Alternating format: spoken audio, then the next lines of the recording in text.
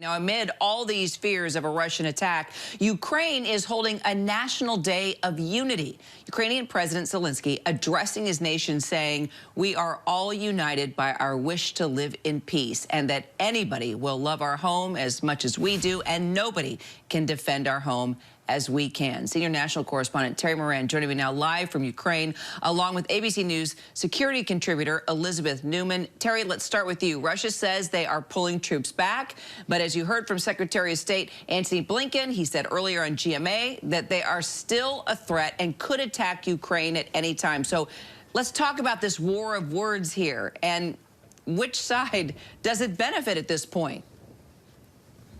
Well, it's a war of facts, too, and I guess that'll determine the winner of the war of words. But it is more than that. You're absolutely right. And I should say that the Ukrainian government, President Zelenskyy, is saying today, and he has not always been in lockstep with the American government, that Ukraine doesn't see signs of a Russian withdrawal at this point either. But that war of words is really about controlling the information battlefield, isn't it?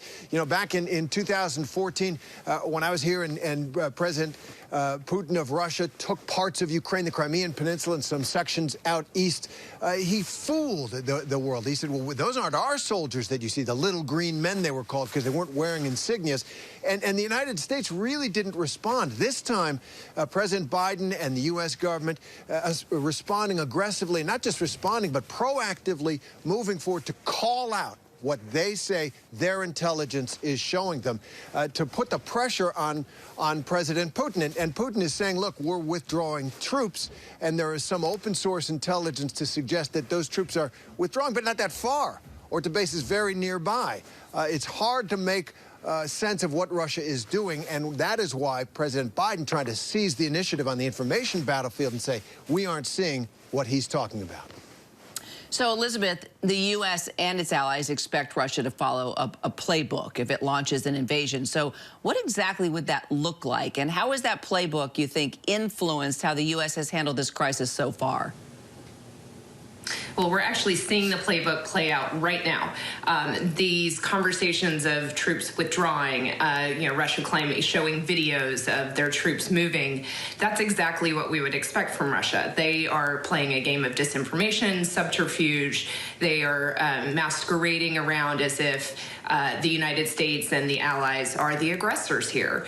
So what we would expect to see next, and we've already seen some of this, there was an attempted cyber attack in Ukraine.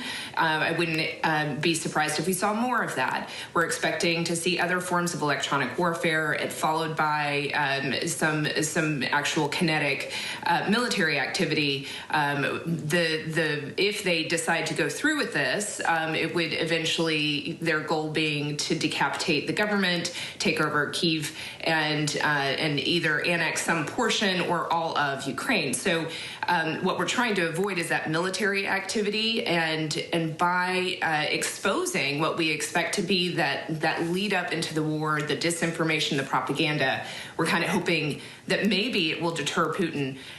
Jury's out whether that's true. So, Terry, President Biden spoke directly to the people of Russia yesterday, stressing that the U.S. is not their enemy. We all heard it, and that he does not believe that they want war with Ukraine. You know, what's his ultimate goal here? Well, he's speaking to a couple of audiences. First, as you say, the Russian people. He is trying to communicate, to penetrate, what is a monolithic media structure there. They don't get much news that isn't pre-approved by the government. And he's trying in this moment where the whole world is listening to speak directly to the Russian people, as, frankly, Cold War U.S. presidents tried. And he also, I think, is trying to tap into what there is some evidence of, and that is dissent.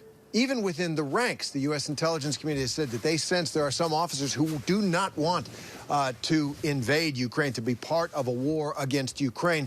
And there are some retired senior officials, both from the Russian army and Russian intelligence, who have gone public saying we should not do this. This is the wrong thing for us to do. And the president also speaking to the wider global audience, trying to put the United States in the position of being the non-aggressors here, that if something touches off here, it's going to be entirely the fault of Vladimir Putin for starting a war. And finally, Elizabeth, the president also reassured Americans that U.S. troops would not be fighting in Ukraine. What role could they play, and what options does Biden have when it comes to using so-called soft power?